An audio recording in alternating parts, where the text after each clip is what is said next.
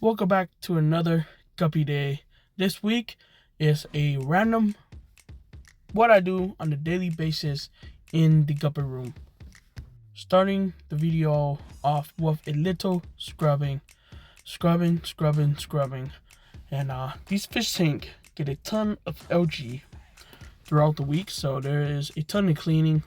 I'm adding some more bio bags I made out of plant bags used for tree sprouting, and I threw some sand and an air stone, and that will help with a little bit more beneficial bacteria. Pretty soon I will be adding more gravel bags in the fish room, so stay tuned for that. In the previous video, the tiger red magenta gave birth to some fry. They've been in this bin for about a week, so I'm gonna go ahead and transfer them into a free fish tank, free as in an open fish tank, to better observe them from the side. They're doing pretty good. These are the sand filters that I will be adding a lot more into every single fish tank in the fish room, adding more beneficial bacteria to ensure these guppies are healthy. I will be adding more into the fish tanks. For the time being, I did add one into every tank. That was a ton of work. I'm always constantly going to the fish store, and I found some blue topaz a little while ago, and I imported some ribbon fin version of these, and they were gorgeous, but they didn't breed and they didn't really do well, so I'm gonna go ahead and give it another shot.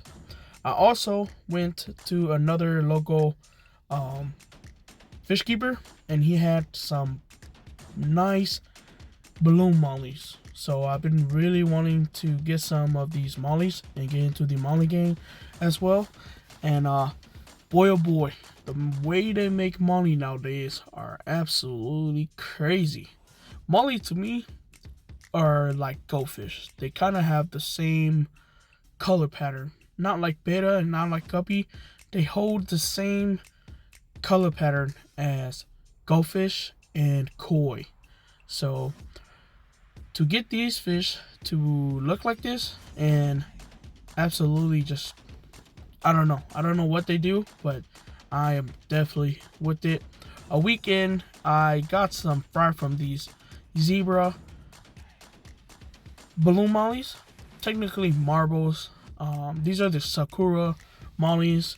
I've been seeing them on Facebook all over, and finally saw them in person, and I absolutely had to get them.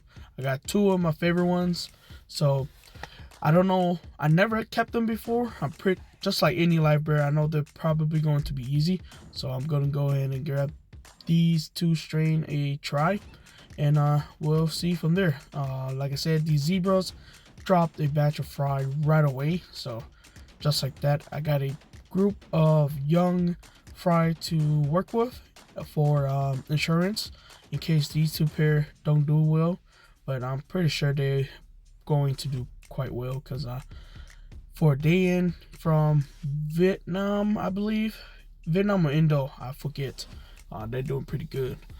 And another thing I want to show you guys is the growth of the fish room. So like always, I feed a ton, so the bottom of these tanks are dirty. I do go in and do a cleaning once a week.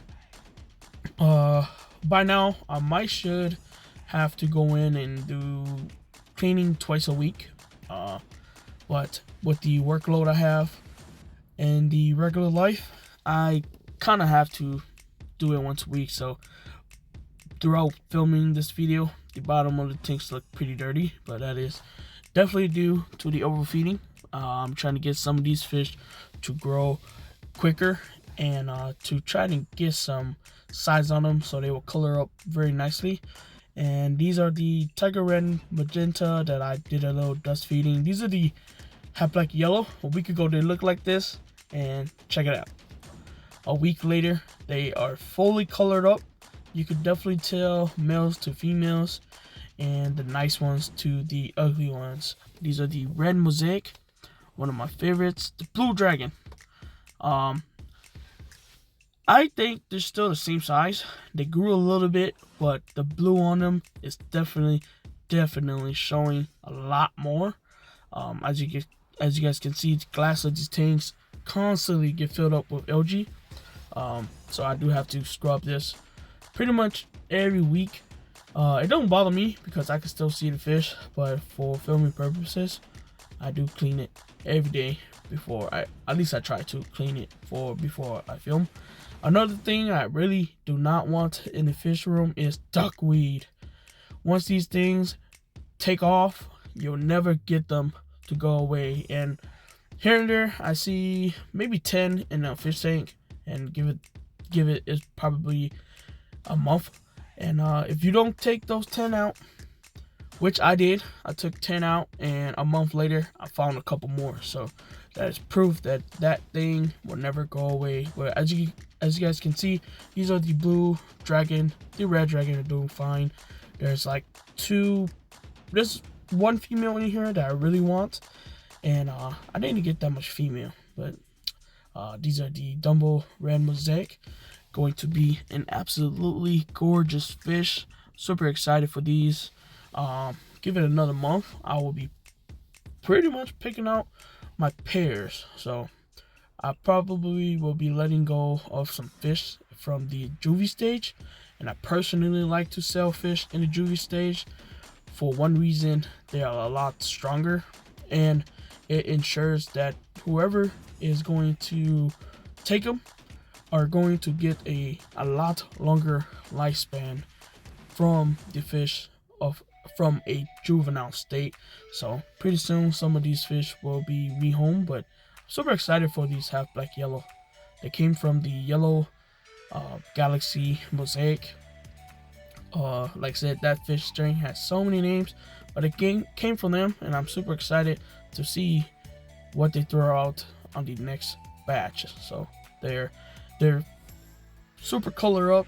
I can see pretty much at this point, I could tell how they're gonna look like, and they're gonna be pretty good. They got a pretty solid body to them, and the finish are looking nice and bright. So looking forward for this breeding group. Luckily I got exactly 2 pairs, so hopefully fingers crossed nothing happened to them, because lately luck has not been on my side of keeping these fish alive. So these are the zebra mollies. Like I said, I'm super excited to finally have some molly in the fish room.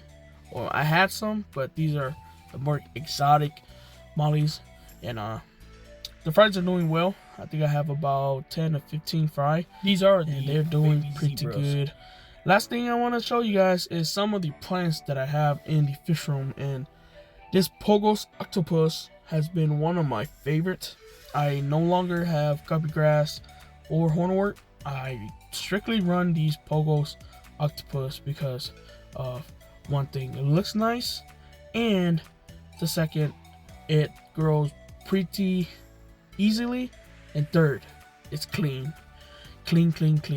Guppy grass, if it don't take off, it don't take off, and when it don't take off, it dies and fall to the bottom of the tanks and make a huge mess.